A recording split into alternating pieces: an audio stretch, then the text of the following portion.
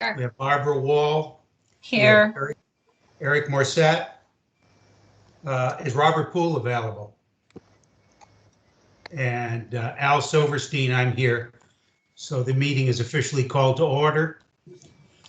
First order of business is approval of the May 20, 2021 meeting minutes. Do I have any additions or corrections to the minutes as printed? If not, I take a motion. So moved. Moved by Betty. Need a second, please? I'll second it. Second by Eric. All those in favor signify by saying aye. Aye. Opposed, same sign. Okay, ayes have it. Tony, it's yours. Thank you, sir. I want to start off with some statistics dealing with Field Enforcement's Division enforcement efforts for the last month since the last meeting. I'll start off with the information I've received from my head of my enforcement group. It appears there has been a significant increase in violations being found in the field and stores since the May 14th increase in the taxes for tobacco products. So the following is the activity we've had. We've had 61,466 sticks of OTP, other tobacco products, seized this past month. And there was a few significant seizures that we had.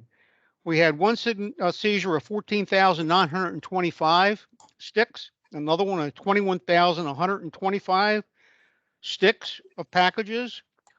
So it's been a slight, not a slight increase, a big increase in the confiscations that we're seeing.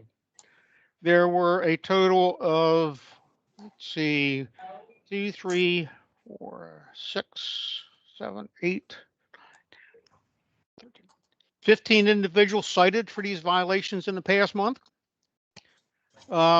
We had a total of 879 packs of unstamped cigarettes seized from investigations and inspections that we conducted over the month. 27 containers of distilled spirits that were purchasing other than a wholesaler. 76 containers of beer. 27 containers of wine. No vehicles were seized. No transportation charges were filed for this past month. Okay, thank you. Now, additional information I have to share is everyone should have received an email from the Controller's IT department in regards to new email addresses that will go into effect tomorrow. We've received the approval to establish a new website for the Alcohol and Tobacco Commission. It would be the mdatc.gov. The website is not up yet. It is being developed as we speak. The Comptroller's IT division is developing it. They've set up their servers to house our website. As soon as that is up, the information will be forwarded to you, but the new email addresses will go into effect tomorrow. There'll be no change as far as individuals emailing you or you emailing out. You would start using the ATC, the mdatc.gov extension for your email addresses, but your old email addresses for the ATC will continue to work. So there'll be no impact outside of the agency or internally doing your email exchanges. I would like to say thank you very strongly to Bill O'Leary and his group in the IT department for all the help they have given us over the past 6 months in developing and getting this website to the point it is today. And that's what I have. Okay, thank you. We're going to have an industry presentation by Kevin Addix. Kevin? You're muted, Kevin. Yeah, good afternoon. Yeah, thank you for the invitation. Let me see if I can share the screen here.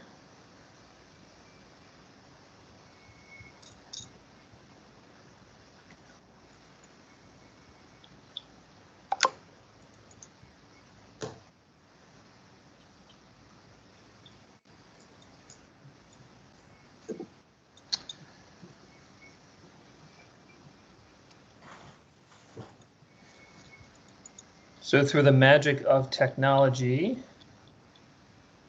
let's see if it works.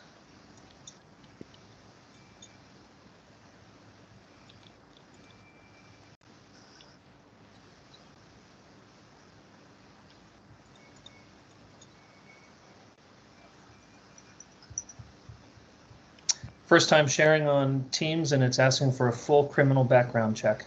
Oh, wow. I'll swear to it, you're a good guy. Thank you, I appreciate that. I'm not sure you're going to convince my computer though.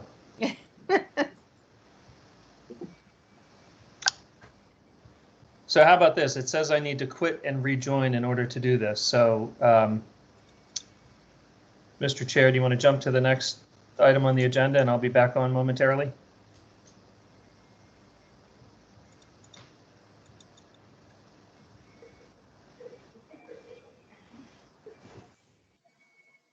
Kevin, go ahead and log out and log back in.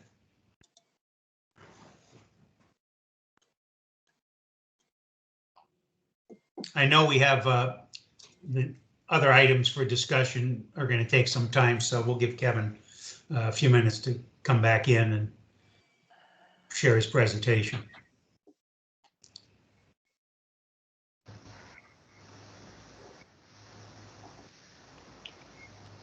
You're back. I am back. Let me see if it.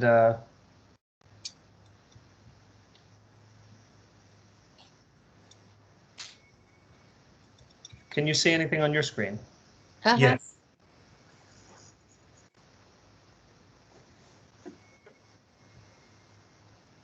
All right, you can see this Yes. because I cannot.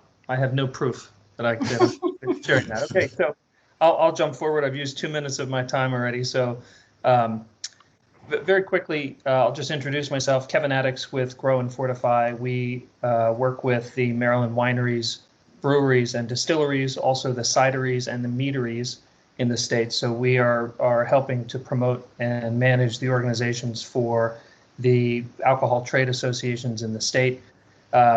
Those organizations contract with us to do a number of things, and we've got a team to do that, marketing and events directors, someone who's managing special projects, and someone who's managing all the finances for the organizations.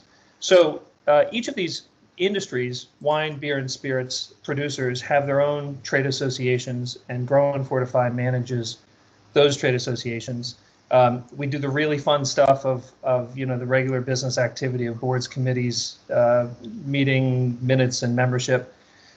We spend a lot of time working with members of this commission staff and the comptroller's office and other legislators to help folks get up and running in the industry. There's been an incredible growth over the last decade in these industries, which I'll point to in a moment.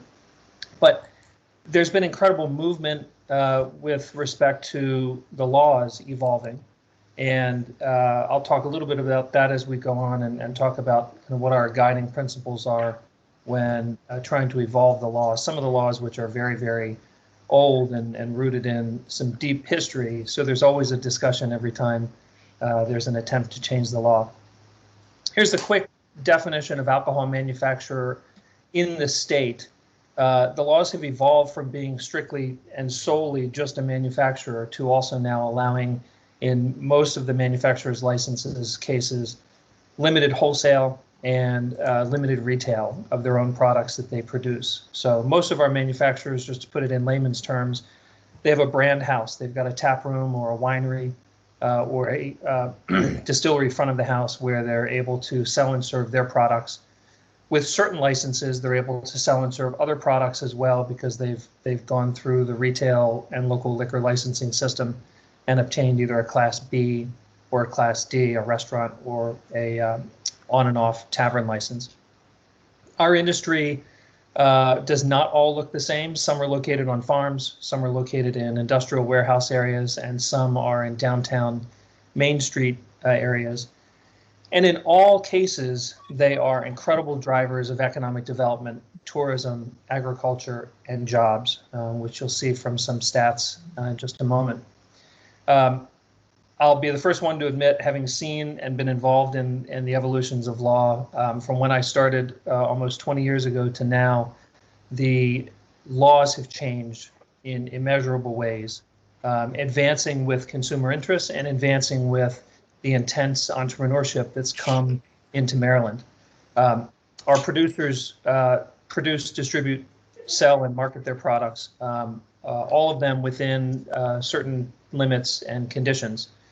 The supporting industries are catching up now that our industries are growing. We now have grain producers growing grain solely, specifically, exclusively for the beer and or spirits industries. We've got vineyards who are independent vineyards unaffiliated with wineries. We have maltsters, people who are malting grain for breweries. We have bottling and canning lines that rove around the state to help package products. And lots of consulting businesses which are helping to support the industry. And I like to joke that the industry's educators, so community colleges and universities, are beginning to hop on or getting hopped up to support the industry, developing new programs. We have the University of Maryland, which after many years of working with them, they've just developed an undergraduate fermentation program, which covers not just alcohol manufacturing, but fermenting of all kinds, cheese, coffee, bread, etc. So we're very excited about that. And there are 2 community colleges which are developing programs specifically to support the craft beverage business. Here's a map which just shows the breadth of the industry. We have alcohol producers now in every single jurisdiction in the state. And I see that Allegheny has been cut off of this map. So I apologize to Allegheny, but we've got a vibrant beer, wine, and spirits industry in every jurisdiction. And it's exciting to see that. 15 years ago, it was centered in Baltimore and maybe one on the Eastern Shore and 1 or 2 in Frederick. And now you can see that, there are 30 in Frederick and, 35 in Baltimore. And it's just incredible, the expansion that we've seen. Some comparisons of our industry versus others. So every member of our industry by national standards and certainly international standards is considered a small producer. So even the largest on our scale, Linganore Wine Cellars and Bordy Vineyards on the winery side, Sagamore Spirit and Secrets on the spirit side, Flying Dog and Heavy Seas. I made a joke once, and then a colleague from California confirmed that in fact they evaporate more product in a year than we make. And that's just because of the size and scale. Our industries have developed a little later than others, and scale is easier when you're the first one in. And so most of our producers are tiny. They've all in some capacity become tourism destinations, and we've seen certain regions, Frederick, Eastern Shore with Shorecraft Beer, and Baltimore begin to market these industries specifically to bring customers in, not just when they're visiting with family or attending a conference, but the state of Maryland is promoting our craft beverage producers in their regional and national ads, because we've seen statistics which show it's an incredible draw.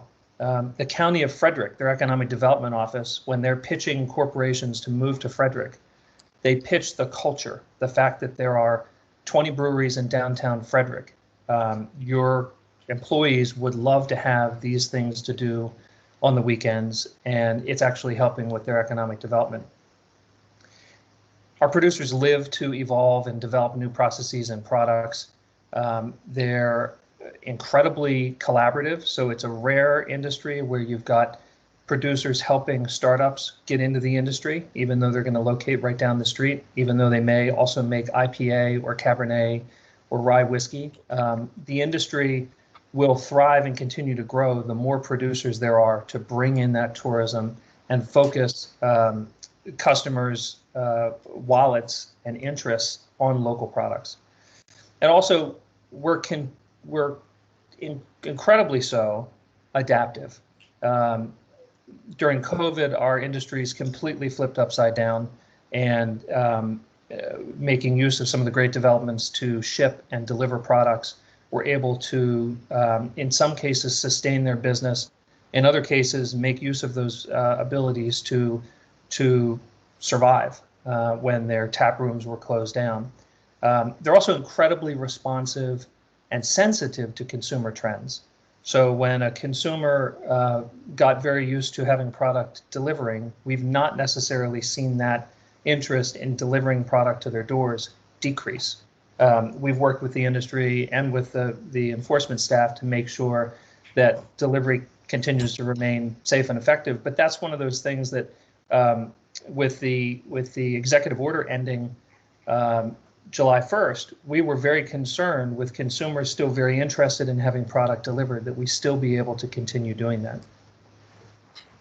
Very quickly, some stats, and I won't read through all this, but I'll point out some highlights. And first of all, the statistics numbers are from an economic impact study that came out of the Beacon Institute at Salisbury University. The impact and the job numbers are indirect as well as direct. So it's employee workers at breweries, wineries, distilleries, but also beyond. It's the employees, it's the employees of other businesses that are supported through local products. There are retail stores and restaurants and delivery firms which are dedicated solely to providing our products to the customer. So we're very excited to see that. The biggest jump that we've seen has been in breweries the last 10 years. And I was reminded right before this presentation that my number is wrong by half. There are 50 breweries in planning right now that are members of our organization, and that's just members of our organization. I will say that the nature of those breweries is they're going to be small. We are not seeing entrants coming in wanting to be the next Heavy Seas or Flying Dog, some of the big brand names, or Union. They are looking to sell and service directly to their immediate community. So the jobs here are really incredible. The tax impact to the state through excise taxes, through retail taxes, sales and use tax, are really adding a lot into the state.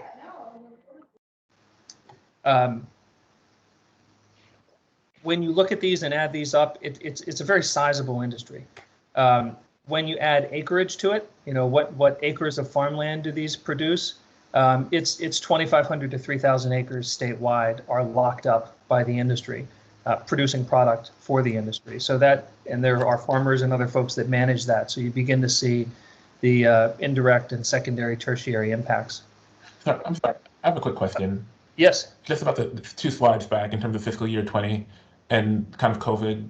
I'm just curious about the COVID impact. Like, are those numbers for the FY20 low for COVID or are adjusted? I'm curious about like how that might impact the kind of overall kind of economic impact. So, and that's a great question. And I'll say that we're following the state's fiscals. So this is ending June 30th of 20. Okay. And so you're just seeing the first few months impact of COVID on this. I think when we see the 21 numbers, we'll begin to have a real clear picture. And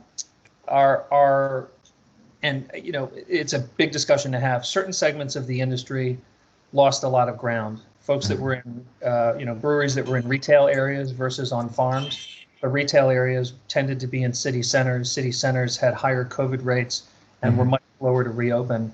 And so some of those businesses were the first ones to bow out.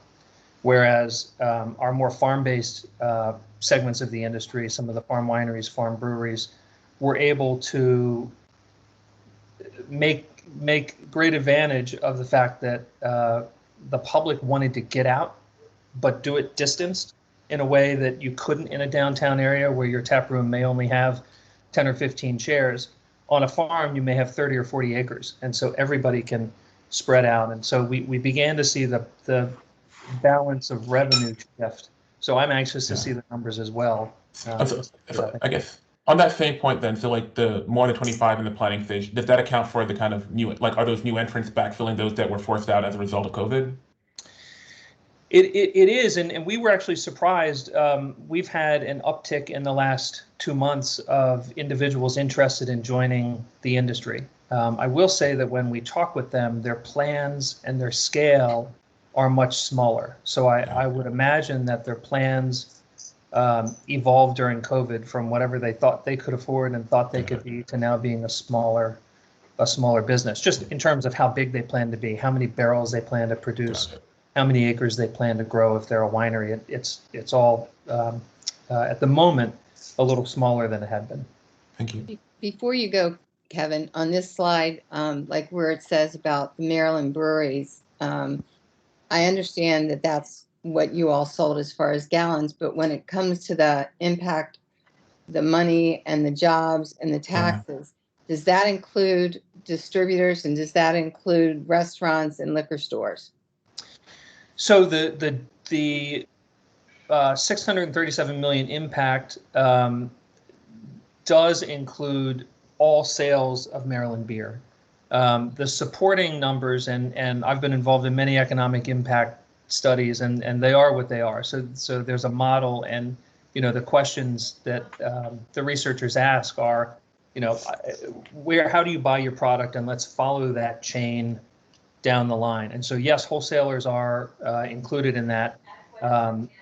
Retailers are included in that, as are farmers and when you add tourism in, and this was one of the things we got to see the economic impact study before they added tourism factor in and after. When you add tourism and people are coming to Frederick to tour craft beer, and there are 10 that are walkable in downtown Frederick.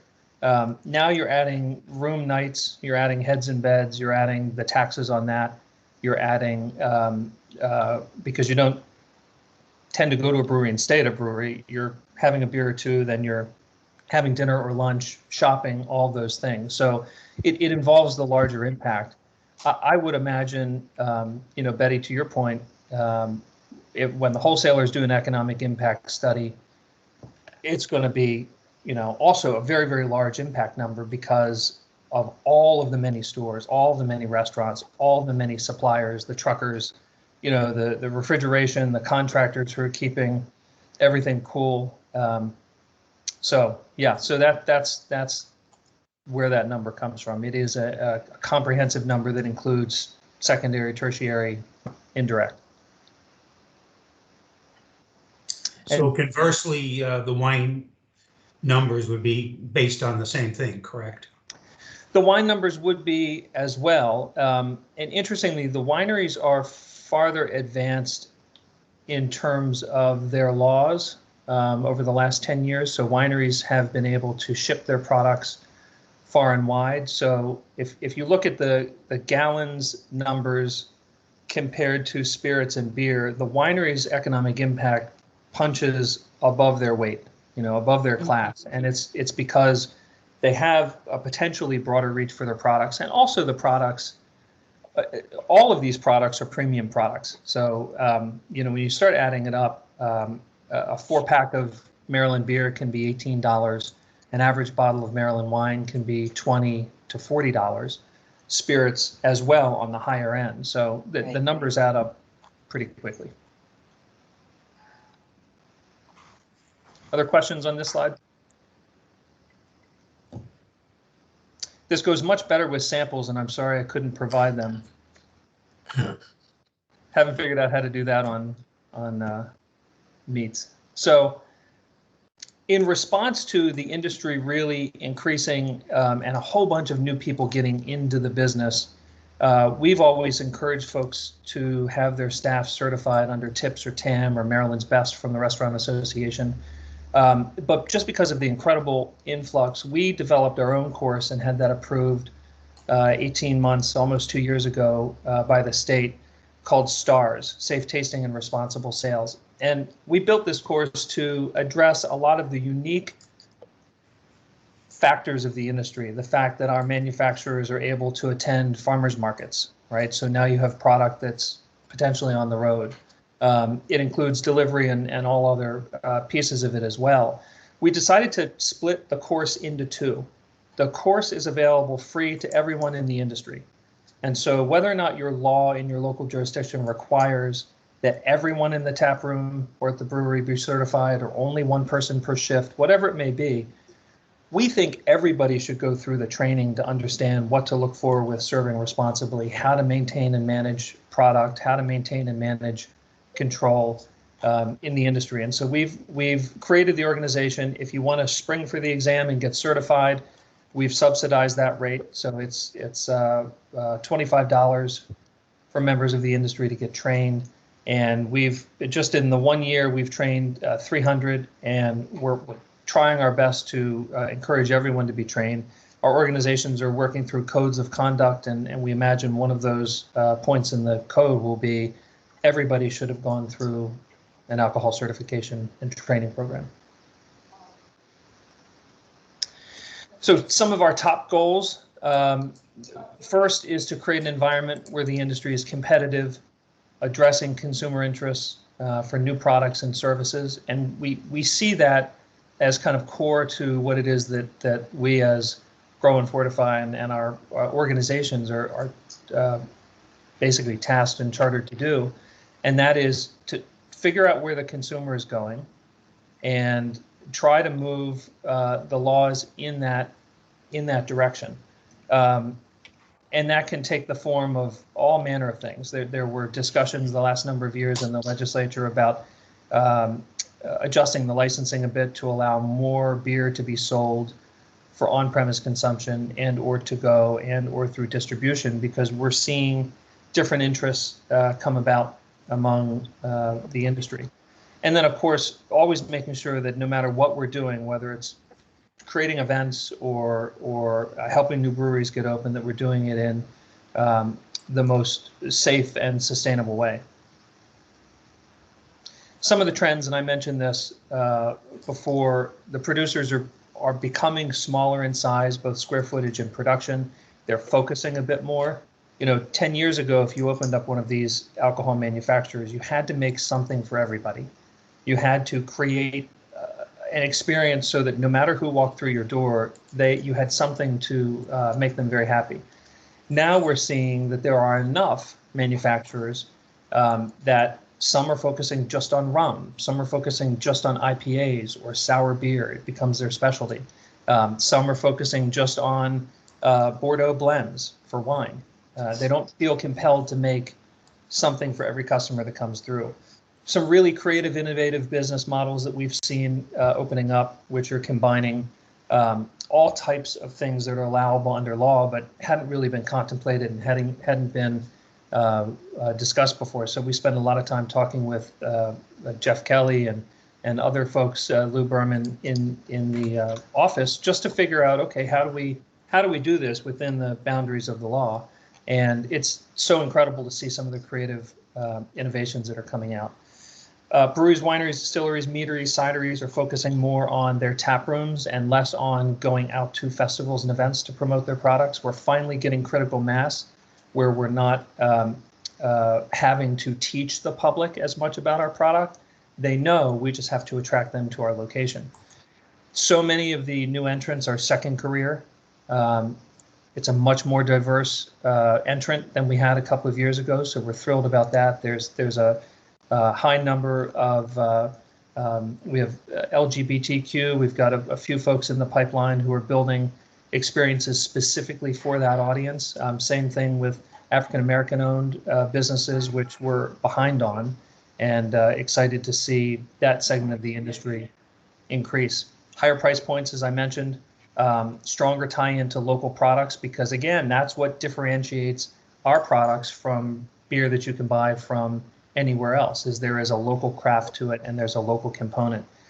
Greater emphasis on quality. Talked about collaboration and diversification as well. Very quickly on this one, top industry goals: meet consumer demand, which is changing, and it has changed so incredibly fast over the last 18 months. Trying to generate more and more job opportunities. There's an interest among our producers in creating parity among the different licenses, because some of them are getting additional licenses. Breweries are becoming distilleries, because after you make beer, you can make spirits quite easily. Making beer is the first step of making whiskey. So we see folks getting both of those licenses and then wondering why I can sell under this one and why I can't sell under this one. So trying to bring parity, and then balancing the needs to make sure that everything we're doing creates and sustains kind of a management of the health aspects of selling and serving alcohol, but also the control that comes with that, making sure it's not everywhere all the time, unlimited and cheap. And I think that what we've seen in our industry is it's limited, it's higher priced, it's super creative. We still have, for breweries, it always cracks me up. I don't know if anyone on this call stood in line the first time iPhones were available. I was a geek and I stood in line to get it. That happens every weekend at breweries when they release new products because they're only making this much of it. And if you wanted a, triple IPA with a certain hop or a rainbow sherbet, sour beer, which is $20 a 4-pack, you have to get in line, which is pretty cool to see that in the industry. All the reasons why we support the industry and why we encourage the support of industry.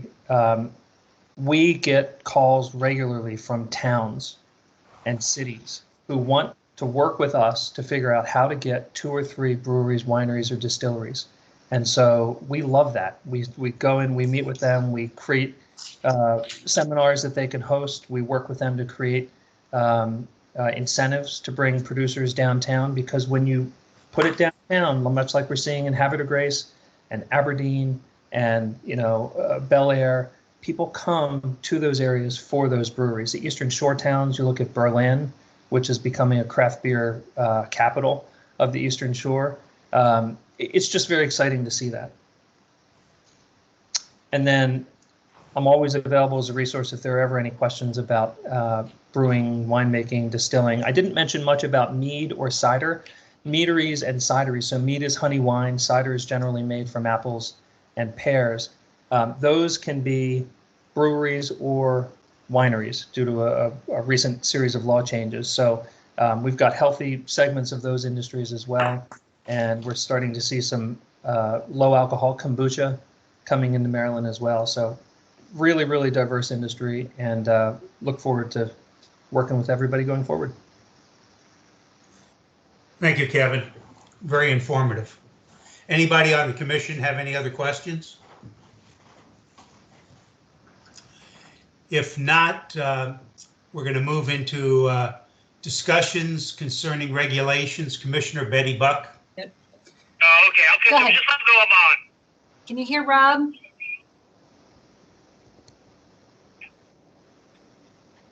Hello?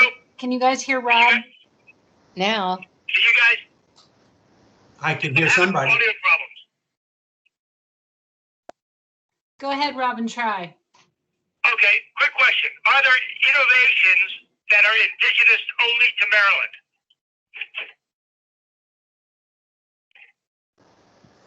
That's a great question. So two things. So there are products that are known to be produced or made here that we're becoming known for. So that's certainly true with Maryland rye whiskey, which has a history in the state, and we're seeing an incredible interest from new entrants in rekindling Maryland's dominance of the rye whiskey standpoint. And a lot of these have to do with what's in it. So there's a whole group within the industry that says that Maryland rye whiskey's got to use Maryland rye, actual local grain. And so we're seeing a big push for development of facilities to actually process that and supply that.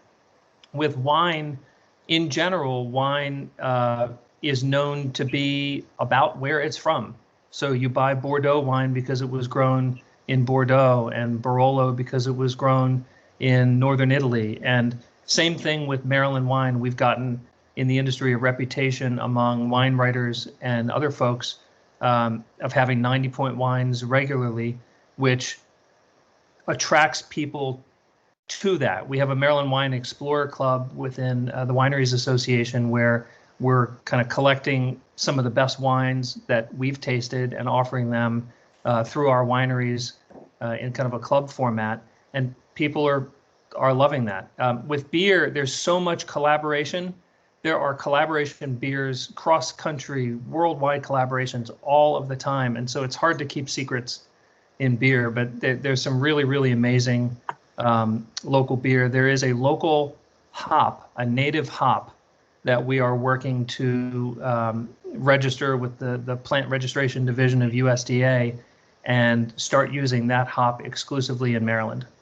So we're very excited about that. The hop name is Catoctin Heritage. So you'll start seeing that on cans and bottles pretty soon.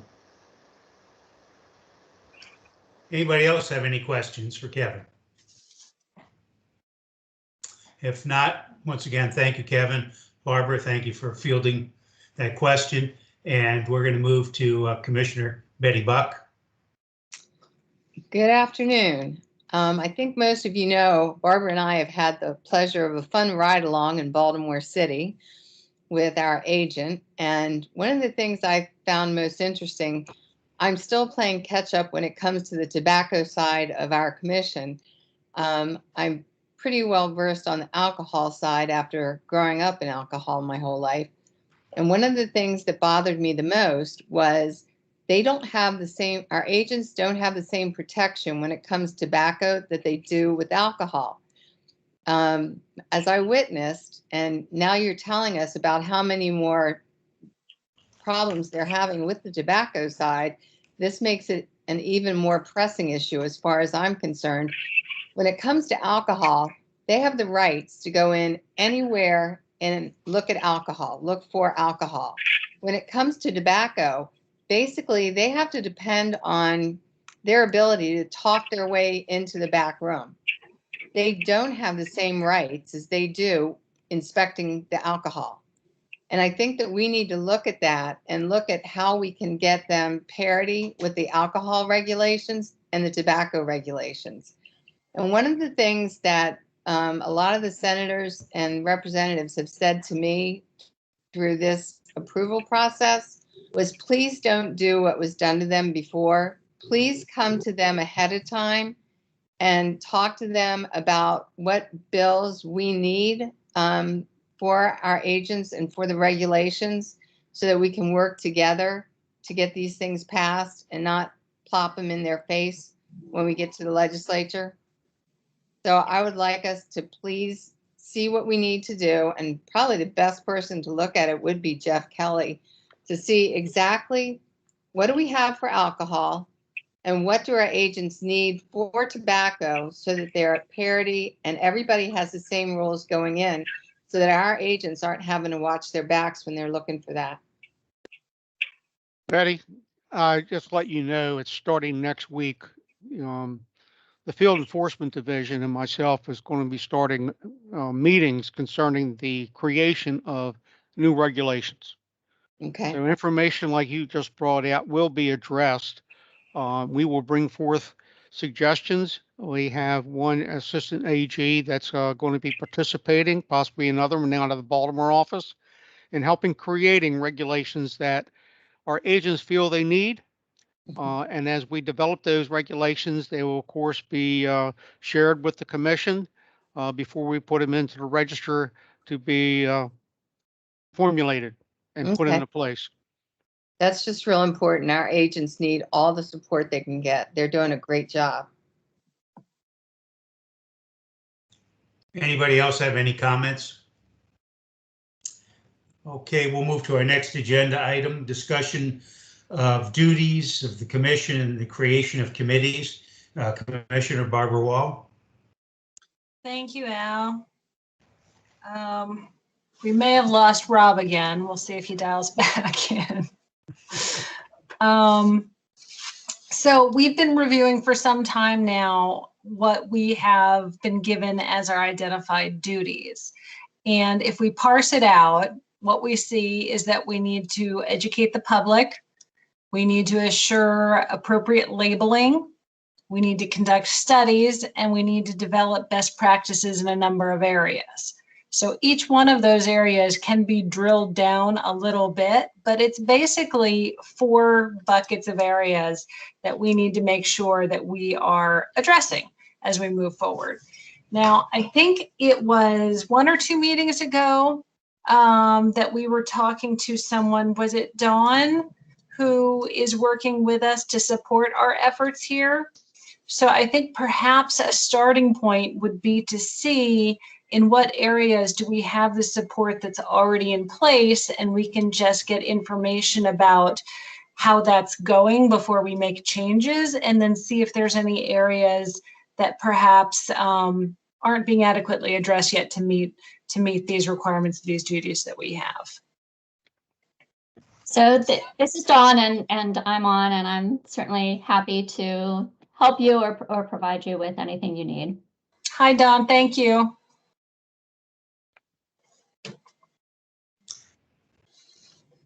I would, Barbara, I would jump in and say, I talked with Senator Addie Eckert, who is a nurse, has worked with a lot of the issues, mental health issues, alcohol addiction issues, and she's willing to help lead us in a direction of where studies have been done.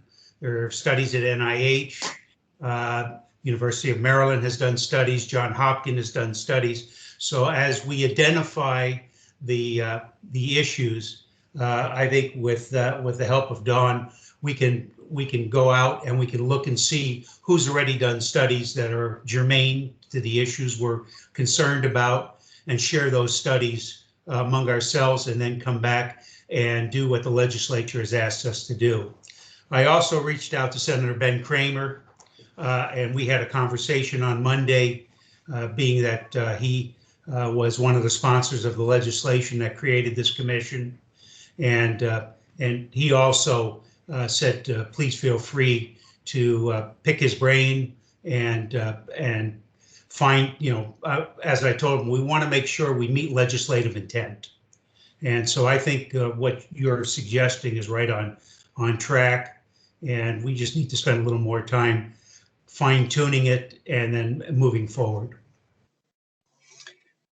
So maybe what we can do is, I'd be happy to talk with you, Dawn, one-on-one about which areas here your group is already kind of ticking off. And then perhaps, I know there was some conversation about maybe starting some committees moving forward to look at some of the areas that aren't being addressed yet. And I'd say maybe, oh, there's Rob. Let's see what Rob.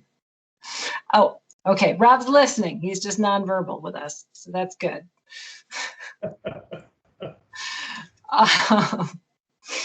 So I would say our first standpoint is going to be one of assessment, to see what we're doing well and what we're missing out on. And if anybody else wants to jump in and participate with that process, that would be great too. Well, we appreciate you taking that on. And as you said, anybody else who is interested and wants to jump in, we'd love to have them join us. Thanks, Barbara. That would be great. Thank you, Dawn. Barbara, do you have anything else you want to talk about at this time? No, I'm good. Thank you. You're very welcome. Thank you.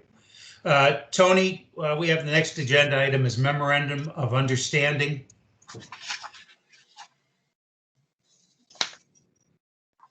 Tony, I think you're muted, or I can't hear you anyway.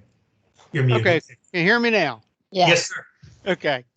As you all know, June 30th is the expiration of the current MOU that's in place between the ATC and the Comptroller's Office.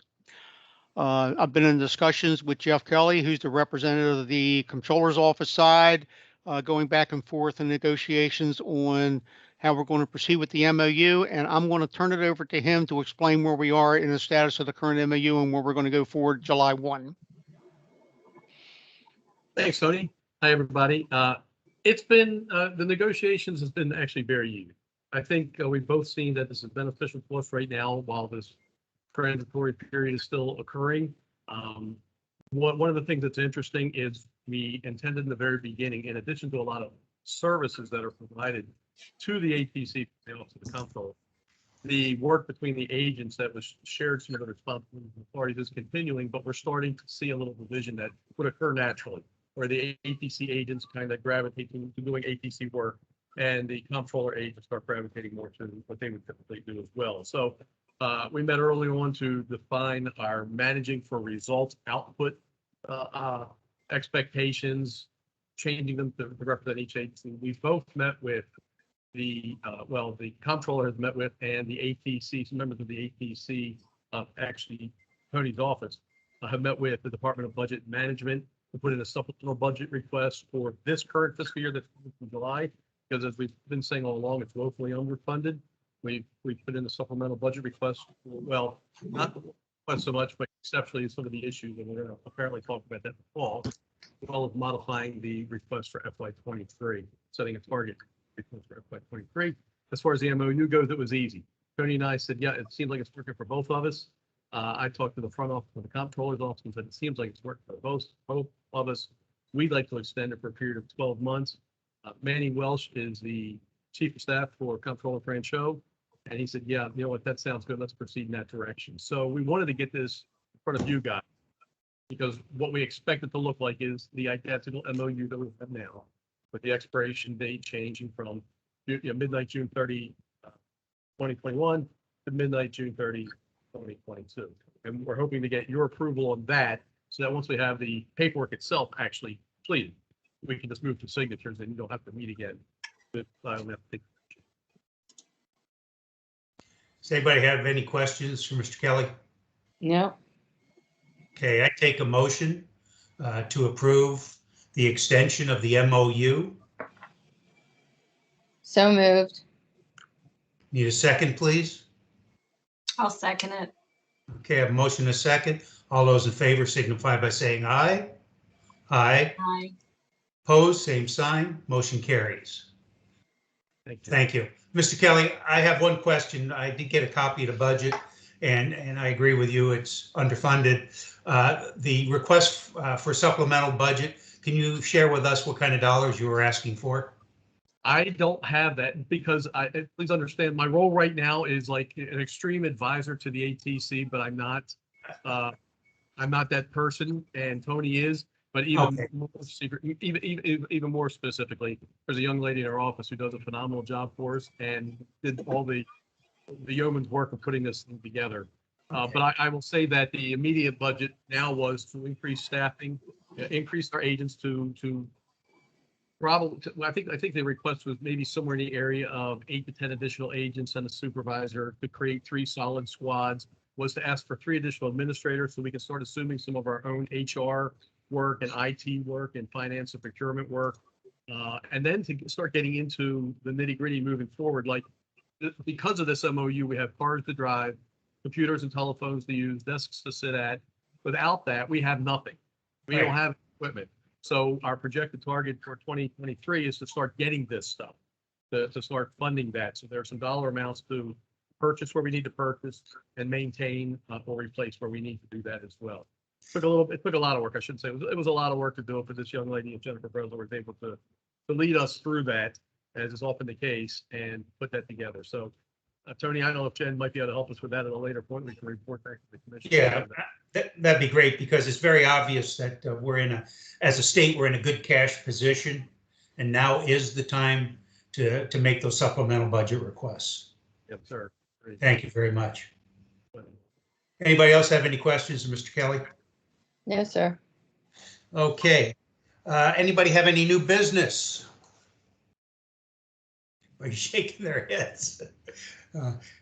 Eric, you're can't hear you. You're still muted, Eric.